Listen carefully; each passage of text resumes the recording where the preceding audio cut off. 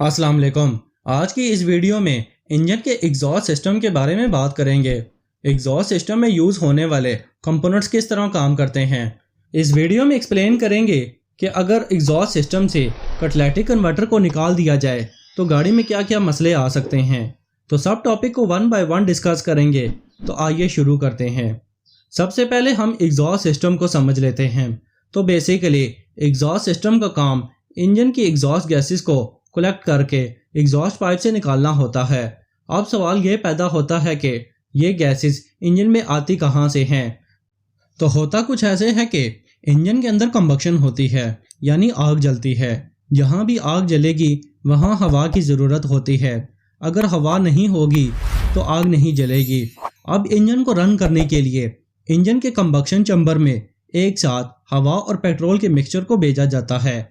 यह mixture burn होने के बाद वेस्ट प्रोडक्ट बन जाता है, जिसको हम एग्जॉस्ट गैसेस बोलते हैं। अब बात करते हैं कि एग्जॉस्ट सिस्टम में यूज़ होने वाले कंपोनेंट्स किस तरह काम करते हैं। तो एग्जॉस्ट सिस्टम में यूज़ होने वाला सबसे पहला कंपोनेंट एग्जॉस्ट मैनिफोल्ड है। एग्जॉस्ट मैनिफोल्ड का काम इंजन की गैसेस को कलेक्ट करके एक सिंगल पाइप में कन्वर्ट कर देना होता है। इसके बाद ऑक्सीजन सेंसर 1 लगा होता है। इसके नाम से ही ये मालूम हो रहा है कि ऑक्सीजन को सेंस करने वाला सेंसर। तो बेसिकली ऑक्सीजन सेंसर 1 का काम इंजन की एग्जॉस्ट गैसेस में ऑक्सीजन का लेवल चेक करना होता है।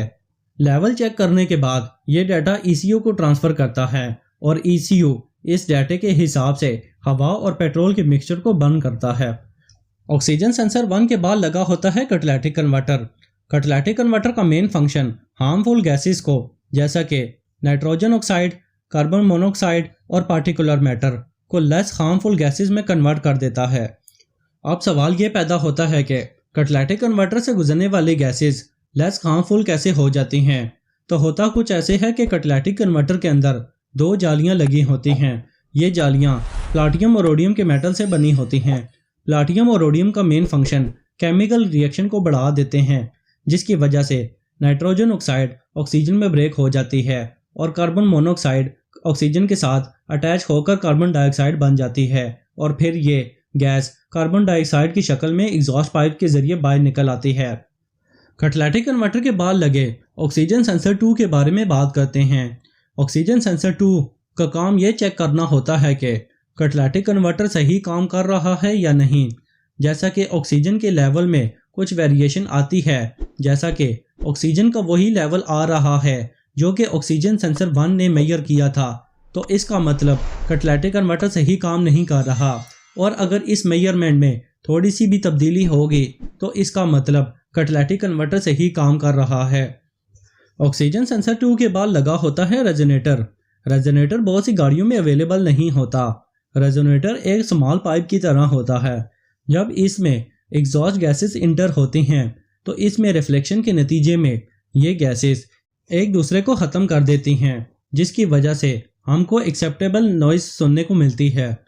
इसके बाद जो कंपोनेंट इस्तेमाल होता है एग्जॉस्ट सिस्टम में, उसको हम मफलर बोलते हैं। मफलर के अंदर बहुत से ऐसे मटेरियल इस्तेमाल किए जाते हैं जिनसे इंजन की साउंड की वाइब्रेशन को अब्जॉर्व किया जा सकता है। तो होता कुछ ऐसे है कि मफलर के अंदर छोटे छोटे से होल दिए जाते हैं। जब एग्जॉस्ट गैसेस इनसे गुजरती हैं तो अपनी एनर्जी को लॉस कर देती हैं, जिसकी वजह से हमको एक नॉर्मल साउंड सुनने को मिलती है। और सबसे आखिर में बात करेंगे tell pipe. Tell pipe exhaust system का सबसे आखिर में लगा होता है। ये मफलर से आने वाली गैसेस और साउंड को बाहर माहौल में निकालता है। अब बात करते हैं कि अगर कैटालिटिक कन्वर्टर को एग्जॉस्ट पाइप से निकाल दिया जाए तो गाड़ी में कौन कौन से मसले आ सकते हैं। तो कैटालिटिक कन्वर्टर को निकाल दिया जाए या फिर कैटालिटिक कन्वर्टर चोक हो जाए तो गाड़ी में सबसे बड़ा मसला गाड़ी की चेक लाइट का ऑन होना है।